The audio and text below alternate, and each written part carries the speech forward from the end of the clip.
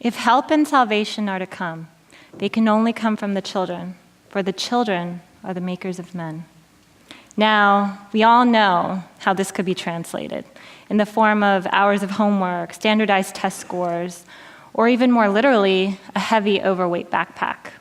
For the first time, children as young as 5 are experiencing acute to chronic back pain.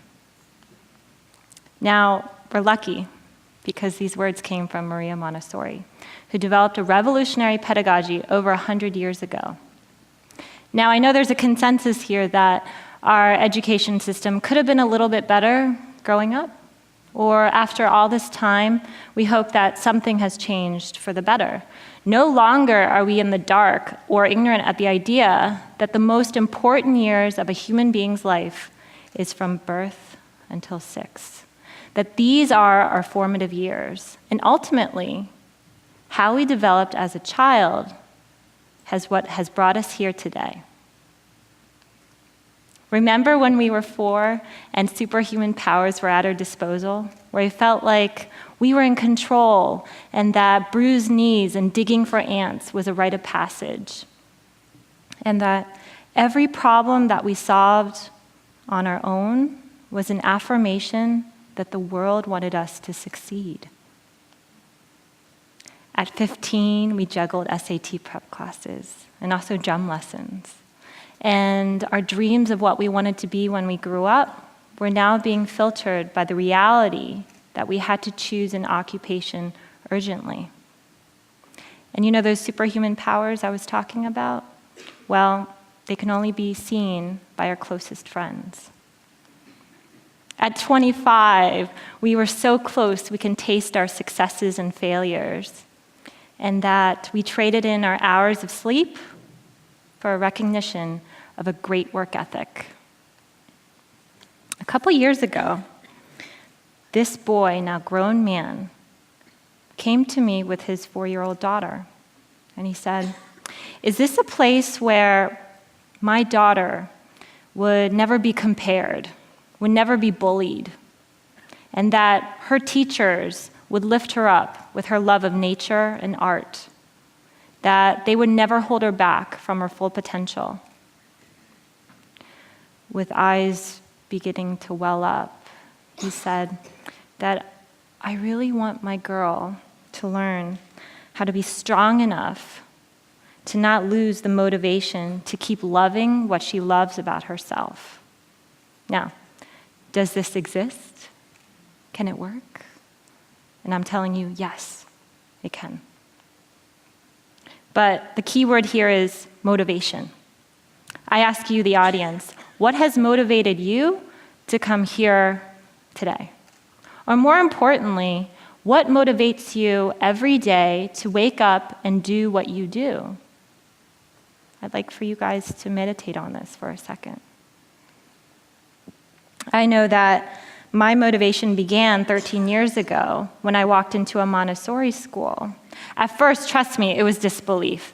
I mean, the academic level that these children were able to show, but not only that, the social and emotional skills that were practiced so effortlessly, and that this was an environment where art and science had the same caliber of importance as math and language. Maria Montessori was an Italian physician and educator. She emphasized the human potential. She developed multisensorial, self-correcting materials that were so successful at teaching all areas of academics, as well as developing fine and gross motor skills. Success of her methodology have withstood the test of time, of cultures, and even continents for over a century. In the Montessori early childhood classroom, there are children aged 2.5 to 6 years of age, working together in harmony. And mentorship and leadership, these things are cultivated daily as the older children teach the younger children. They're not segregated by age or gender or even skill level. They're working together naturally. And the younger children, they're inspired. They're not intimidated to work and be like those older peers. Teachers' structure appropriateness. Remember yesterday Colin Powell was speaking about that structure? Well, the teachers, they role model how all students and teachers work in the environment. They follow and they guide to meet each individual's strengths as well as meeting each individual's needs, instead of as authoritative figures who are there to please or even fear. Unfortunately, our public educational environment has been a template to our adult working environments over the years. But look here. Notice the environment here. You notice that everything's at their own reach. You notice there's no adult desks, adult chairs. No, they're not hidden. There are areas of subject by area of what inspires them. Furniture, even layout of the furniture is laid out. So there's opportunity. So students are able to work in groups, in pairs, and even independently. Materials in the classroom in each area are in sequence of order. Also, materials are laid out on beautiful trays and rugs to promote visually responsibility and order in the classroom. Notice there's no ABC manuscript along the walls. No bulletin boards, sticker completion charts. No, you don't see any of that, right? And you notice that everything's beautiful and clean and orderly. If your child is this tall, and we all know, right, that children learn best kinesthetically, why would we plaster things all over the wall at adult eye level? These children, our leaders of tomorrow, are encouraged to talk with each other, to debate and resolve problems ethically and appropriately. They are there to be aware and share their strengths, as well as being confident enough to reach out and ask for help from their peers. Montessori students, they're self-assured, they're altruistic, they're powerhouse problem solvers. They're encouraged to ask questions and think outside the box instead of memorizing and regurgitating facts that are placed in front of them. Now, a key element in fostering this love of learning is what we like to call an uninterrupted work cycle, where the day's not chopped up into, let's say, an art time or a Spanish time or even a reading time. Those things are then integrated within the curriculum of the classroom. And instead, these children are able and allow the developmental freedom to build and strengthen their ability to focus and concentrate on one area of study as long as they want.